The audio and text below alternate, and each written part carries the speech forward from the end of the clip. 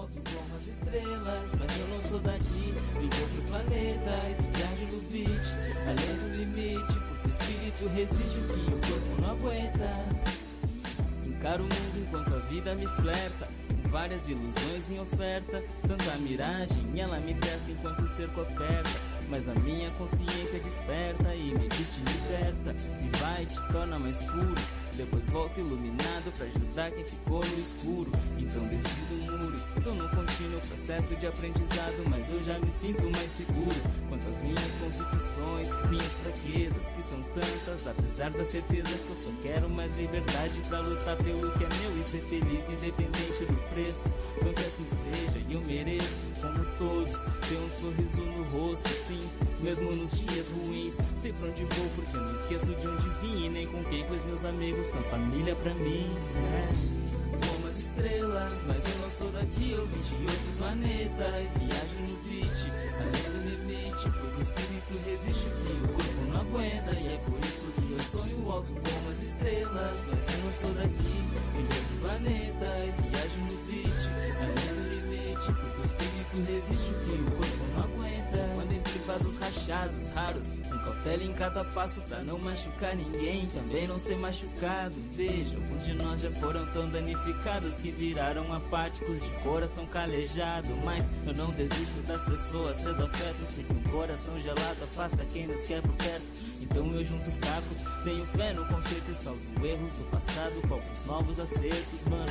O mundo gira e cede chances a cada amanhecer, um recomeço fica a nosso alcance. Pra ser melhor que antes, fiz meu arsenal de ideias com livros da minha estante. A minha mente se expande, irmão, chapei num êxtase de sonhos. Tô viciado, buscando o êxito em cada metro quadrado que eu passo, trazendo um coeficiente de mudança positivo, ou menos tentando, já que isso me mantém vivo. Como as estrelas, mas eu não sou daqui, eu vim de outro planeta e viajo no beat, além do limite, porque o espírito resiste o que o corpo não aguenta, e é por isso que eu sonho alto como as estrelas, mas eu não sou daqui, vim de outro planeta e viajo no beat, além do limite, porque o espírito resiste o que o corpo não aguenta.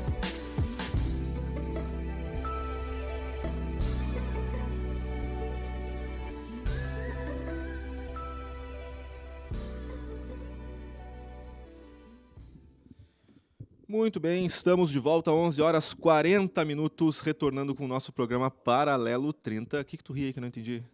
Ah, é por causa Tá rindo que do foi timing. rápido, tudo muito rápido. O timing, assim, acabou a música, já subiu o microfone, entramos no já ar. foi. E Lindo. Madruga, para aí, Cris, para aí. A gente passou o final de semana Agora inteiro ensaiando isso aí, sim. galera. Só pra avisar vocês, assim, Agora todo esse sim, cara. timing foi muito E só ensaiado. reforçar, não é que acabou a música do Madruga, não é pouca Madruga. coisa, não é qualquer música aqui no Dale, Paralelo, Madruga. no Política e Sociedade. Tá todo de envergonhado, hoje. né? Ela.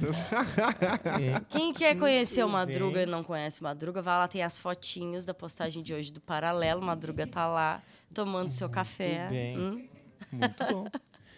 Então tá, estamos de volta com o nosso programa. Quem pegou aí no intervalo, a gente hoje tá com o nosso quadro do Política e Sociedade aqui no Paralelo 30. E a discussão de hoje com o Cristiano Engel, que aqui é sobre as eleições de 2018, é um panorama. A gente estava lá no lado de lá, digamos assim. Lá do lado de lá. Olha aqui, guris, deixa eu até, não falei no intervalo, né? Mas é para vocês terem a informação e para quem está nos ouvindo também, a gente está ao vivo no Facebook. Ó, Cid resolveu. entramos. Ah, Eu onde falei é que eu tá confiava em isso? ti, Cid. Algum lugar aí. É isso aí, cara. Muito bom. Parabéns. Estamos lá, estamos ao vivo Muito no Facebook. bem. Cid, Ao vivo para o Cid mundo. resolve tudo. Para o mundo. Do mundo. Agora, por exemplo, se refere ao mundo.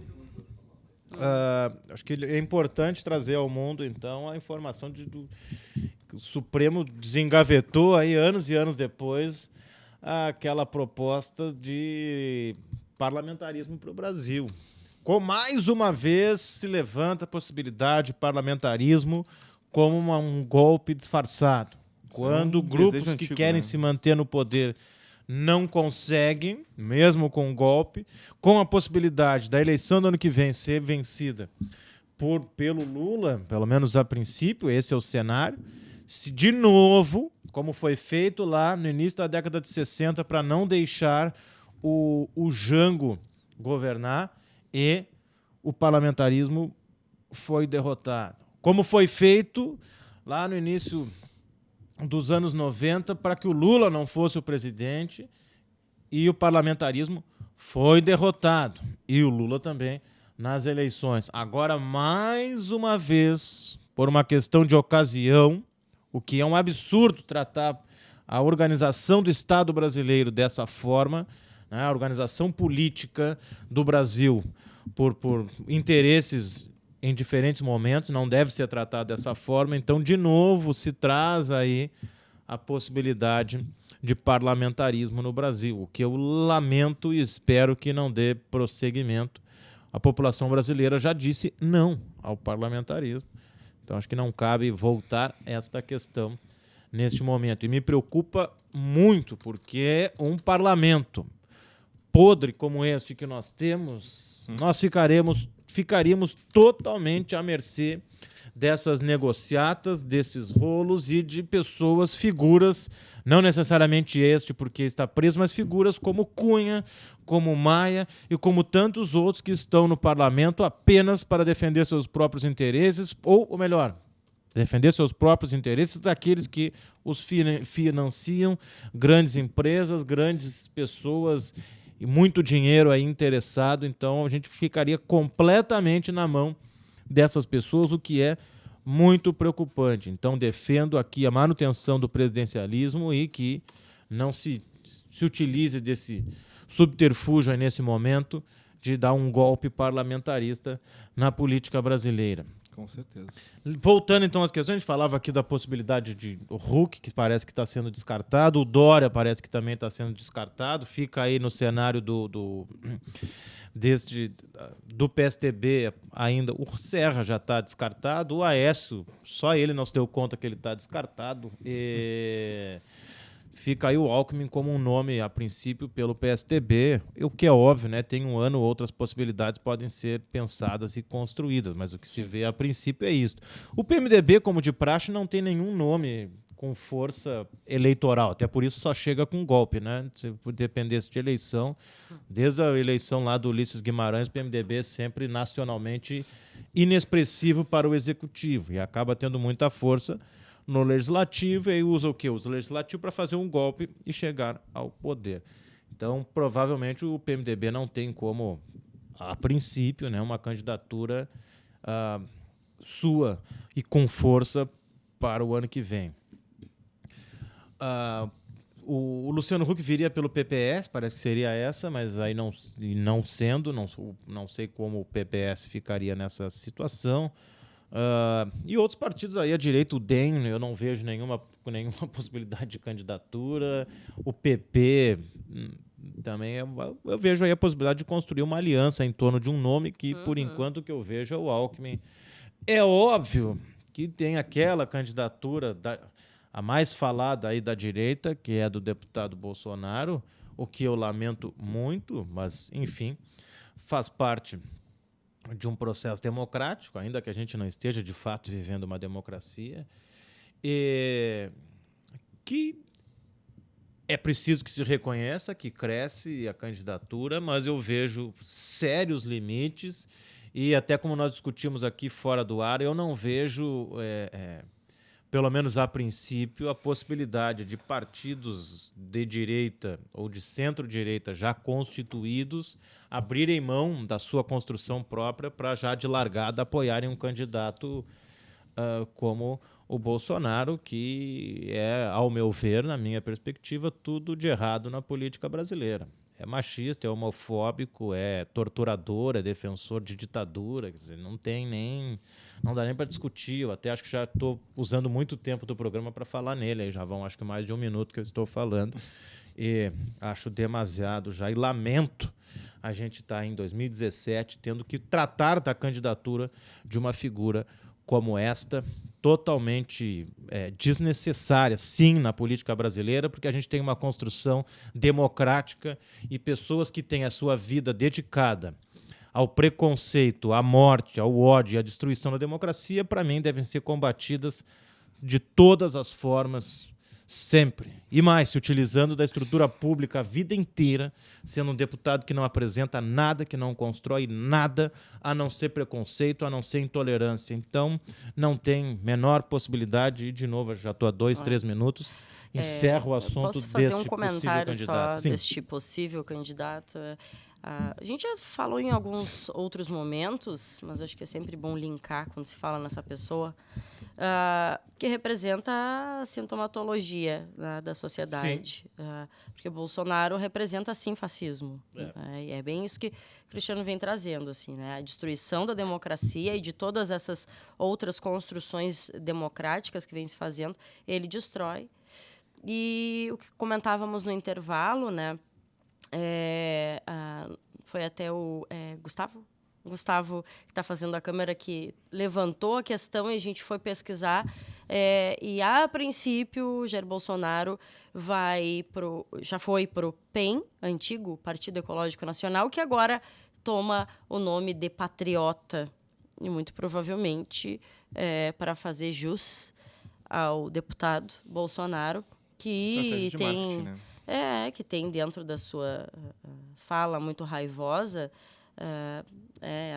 carrega, né, a questão do patriotismo como uma das marcas para levar voto, né, que lembra bastante Donald Trump. Né? Olha, eu acho ele ainda mais grave que o Donald Bastante, Trump. bastante. Infelizmente, mais grave que o Donald Trump. Bastante. E, infelizmente, né, se cria essa ideia de que política em geral não presta, os políticos não prestam, e uma figura que é deputado há 30 anos, que não faz absolutamente nada, que diferente de uma figura como Dória, por exemplo, ainda que eu não concorde, mas é considerado um outsider, isso é, aquele que vem do lado de fora do cenário político. Então que as pessoas... mas ele é diferente. Não, é uma pessoa que está há 30 anos na política, que foi expulso do Exército e que não apresenta um projeto, utiliza toda a sua família da mesma forma, se utilizando da estrutura pública para se beneficiar. E aí vem agora com um discurso fácil de resolver as coisas na base da porrada. E os meios de comunicação contribuem com a desinformação da população, que pode, ou algumas pelo menos, caírem nesse conto da solução fácil apresentada, fácil e tosca, no mínimo, falando assim, apresentada por Jair Bolsonaro.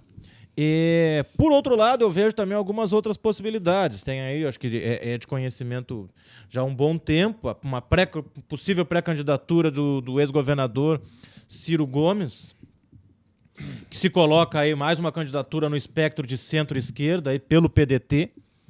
É uma candidatura com uma certa força, ele já foi candidato a presidente, é um nome consolidado. Eu tenho vejo alguns aspectos positivos, tenho a minha ressalva com outras questões, mas é um candidato que se coloca aí forte na disputa eleitoral, pelo menos aí em primeiro turno. Claro que há muita negociação, por exemplo, a possível candidatura do Lula, será que o Ciro entraria também? E aí apoiando num possível segundo turno? É uma questão a se ver, mas é uma candidatura que vai se consolidando. Também uma provável candidatura, mais uma vez, da Marina Silva pela Rede, o que eu acho que ela já se desgastou e muito. Aquela Marina que surge como surpresa, surpresa não, mas como uma força, digamos, uma terceira força, uma terceira via na política brasileira, eu vejo como bem complicada, ainda mais depois que na última eleição ela abertamente declarou seu apoio ao candidato Aécio Neves, o que, para mim, já destrói essa ideia de terceira via. E ver com quem que se junta, quais são seus apoios, seus aliados, eu acho, se colocar como uma nova esquerda e uma terceira via, eu vejo algo muito distante do que, de fato, a Rede nos apresenta e a Marina Silva como candidata. O que, para mim, me preocupa mais ainda é que, além disso, vem com uma carga religiosa, moralista junto também, o que é bem preocupante. E, de novo, eu não vejo ela com a força que já teve em outras eleições, eu não vejo com grandes possibilidades. É óbvio que falar em eleição um ano antes é muito complicado, né? A gente coloca aqui cenários e possibilidades, mas tudo pode acontecer. Inclusive, surgiu um nome aí que nós não tenhamos nós não tenhamos falado. Ou até algum que seja produzido de última hora. Exato. Se constroem candidatos facilmente. E ainda teríamos aí, dentro do cenário da esquerda, mais uma vez, uma provável candidatura pelo PCB, por exemplo, do Mauro Iazzi. Pelo PSTU, deve ter o Zé Maria, mais uma vez. E que, infelizmente, acho que é importante isso, infelizmente, esses candidatos dos pequenos partidos de esquerda não têm espaço durante o processo eleitoral.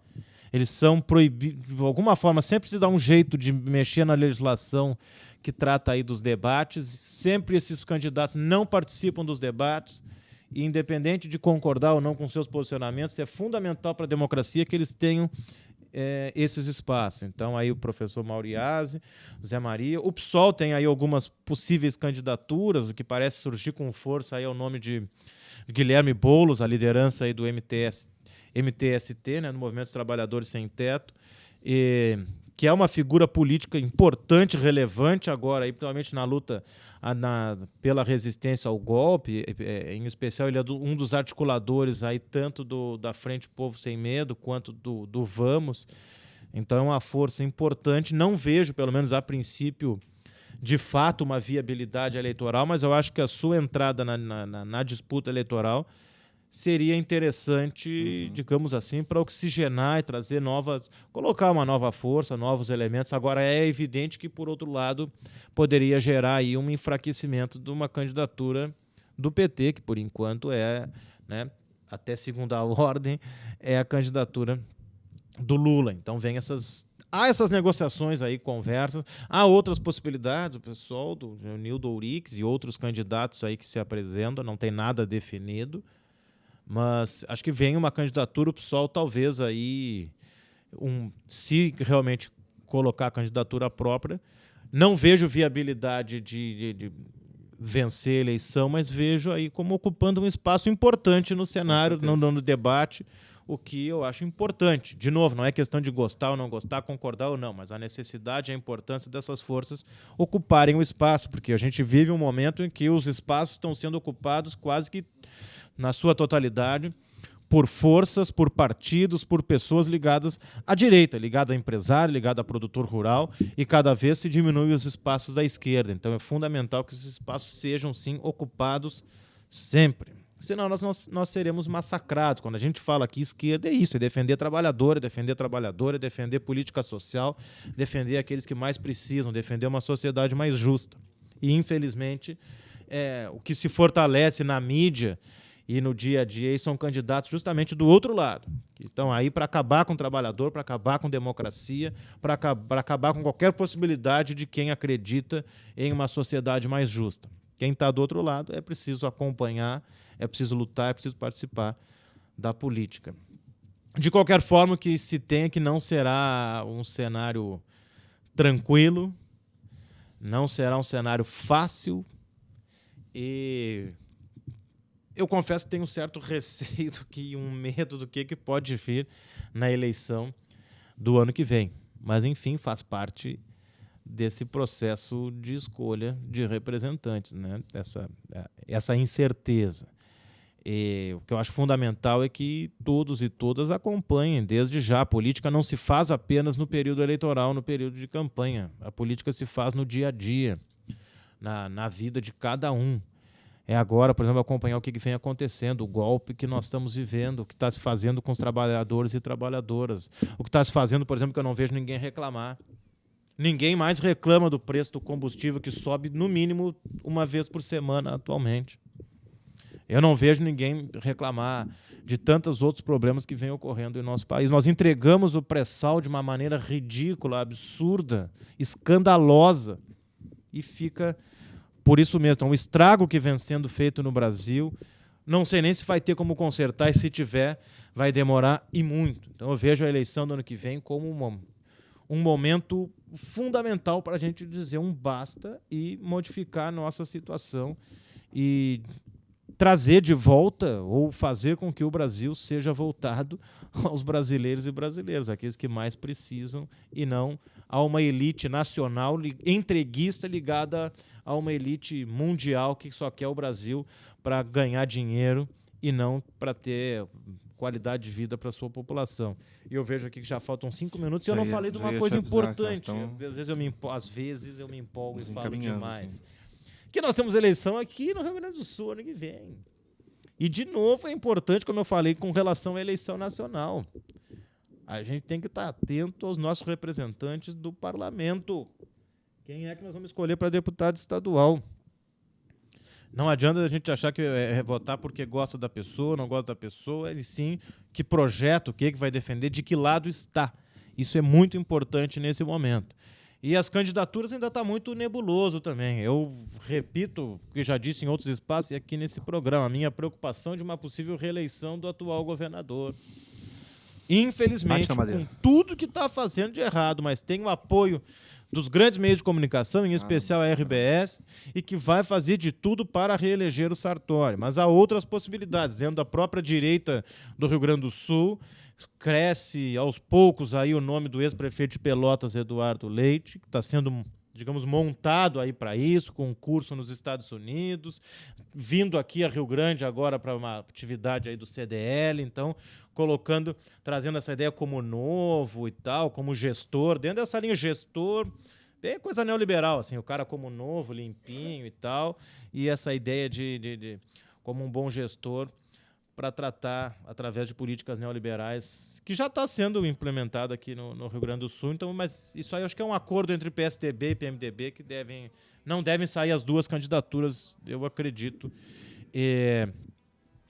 Não sei exatamente o que o PT ainda não tem uma definição, tem alguns nomes sendo tratados. Tem. O nome de Miguel Rosseto está sendo reafirmado. Então né? tem o Rosseto, sempre se vislumbra a possibilidade de Olívio Dutra, que eu acho que não tem mais. Acho que até por uma questão de idade, não é o momento para isto.